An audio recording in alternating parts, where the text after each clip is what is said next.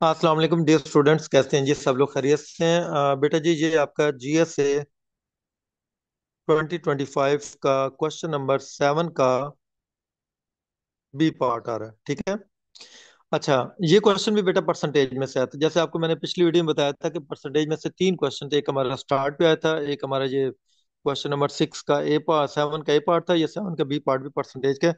और इस क्वेश्चन की जो इक्वेशन बनती है सेम टू सेम आपकी क्वेश्चन सीएसएस 2019 में और 2024 में जो आई है, सेम टू सेम बेटा जी उससे मिलती जुलती इक्वेशन बनती है।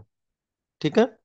आप 2019 का पास्ट पेपर आप देख सकते हैं, मेरी बुक में भी आपको सोल्यूशन मिल जाएगा। क्वेश्चन की आपको हिंट में दे देता हूँ। वो जो क्वेश्चन उसने कहा था कि 2018 में जो गाड़ी का जो फेयर है, गाड़ी को रेंट पे लेने के चार्जेस, वो 264 रुपीज हैं। जबकि ये जो 264 रुपीज हैं, ये 20% मोर है किससे? 2013 के फेयर से। बताएं 2013 का फेयर क्या था? अब ये क्वेश्चन सॉल्व करने के बाद में मैं आपको इसकी इक्वेशन बना के देता हूँ। देखिए, ये भी इक्वेशन सेम टू सेम वही बनेगी। अच्छा देखें, इस क्वेश्चन के अंदर क्या कहते हैं। कहते हैं Majid Page a total of ₹51,520 for his car insurance.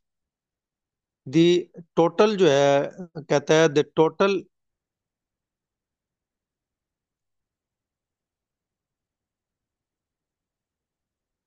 Total is made up of basic charge plus 15% sales tax. ये जो टोटल अमाउंट है ना, ये 51,520 जो कार के इंश्योरेंस उसने देनी, उसमें दो चीजें शामिल हैं। The total is made up of a basic charge, एक उसके बेसिक चार्जेस हैं, प्लस 15% उसके अंदर सेल्स टैक्स भी है। Calculate the amount of sales tax that Majid Page. आपने बताना है कि वो सेल टैक्स कितना पे करते हैं। अब बच्चे गलती क्या करते हैं?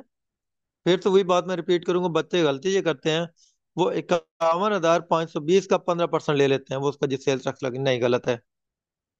वो गलत इसलिए है कि ये इसका बेसिक पे नहीं, ये इसके बेसिक अमाउंट नहीं है 51,520।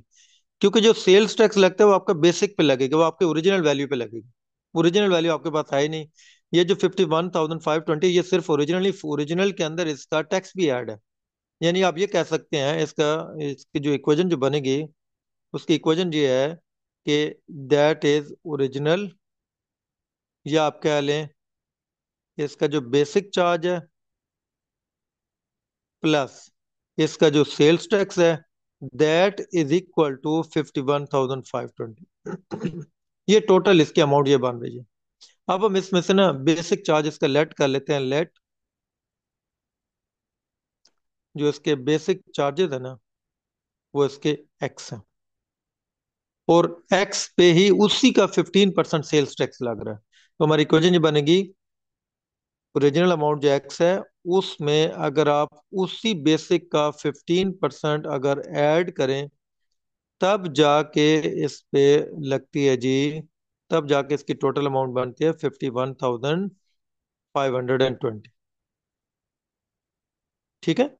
बेसिक चार्ज में उसी का 15% सेल्स टैक्स हमने ऐड कर दिया, उसी का बेसिक चार्ज का एक्स में एक्स का ही 15% हमने ऐड कर दिया।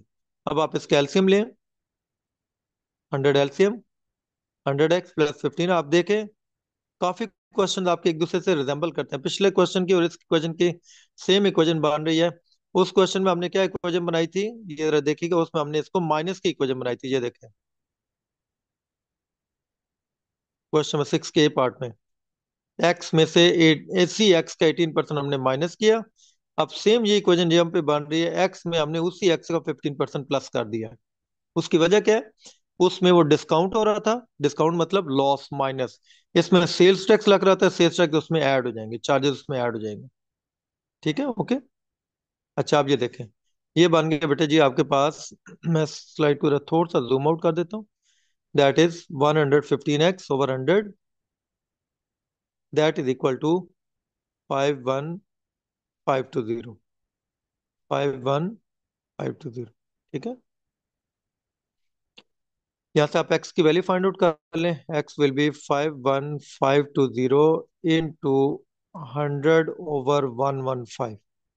ठीक है। तो बेटा इसको ऑलरेडी मैंने कैलकुलेट किया, तो ये हमारे पास अमाउंट बची थी 44,800।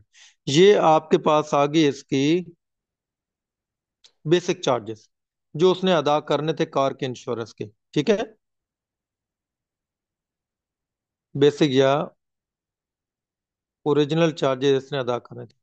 अब ये देखें, हमने इसमें मालूम करना है सेल्स टैक्स। अब सेल्स टैक्स आपका इसके ऊपर 15% सेल्स टैक्स लग रहे हैं, तो सेल्स टैक्स की अमाउंट आ जाएगी 44,800 का 15%। वो 51,520 का 15% नहीं है, ठीक है, वहां से वो गलती नहीं करनी। तो इसका अगर आप 15% आप चेक करें तो ये आपके पास बनता है डबल जीरो कैंसिल। 15 को 448 से अगर आप मल्टीप्लाई करें तो दैट विल बी 6720। एक तरीका तो ये हो गया। दूसरा तरीका क्या है, आप 51,520 में से आप ये 44,800 माइनस कर दें, क्योंकि ये जो प्राइस है इसमें सेल्स टैक्स भी ऐड है, इसमें वो ओरिजिनल अमाउंट भी ऐड है। इससे भी आपको पता चल जाएगा 0 2, ये 15 - 8 7, यहाँ पे आपके पास 0 रह गया, 10 - 4 6, ये आपके पास ये यहाँ से भी अमाउंट आप निकाल सकते हैं। ठीक है, अब देखें जो 2019 का ये जो क्वेश्चन मैं लिखा था, उसकी इक्वेशन क्या बनती है। ये कहते हैं 2018 में जो फेयर था वो था 264 रुपये, और ये जो 264 रुपये है ये 2013 के फेयर से 20% ज्यादा था। बताएं 2013 का फेयर क्या है। अगर मैं लेट कर लूँ ना,